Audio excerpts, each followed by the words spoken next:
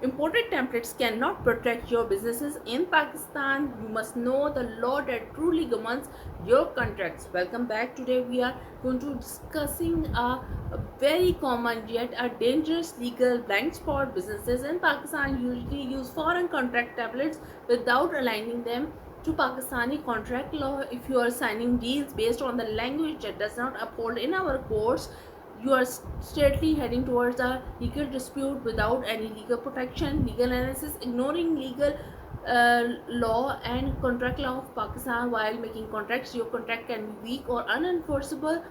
The Contract Act 1872 is a very important legislation that governs the formation and execution of contracts in Pakistan. It covers the validity and enforceability.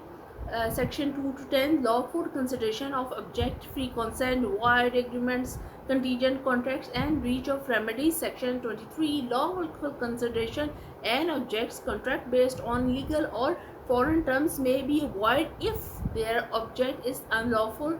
Is it unlawful under Pakistani law? Section 27 agreements in restraint of trade, a clause that seems acceptable in UK or US template might be void in Pakistan.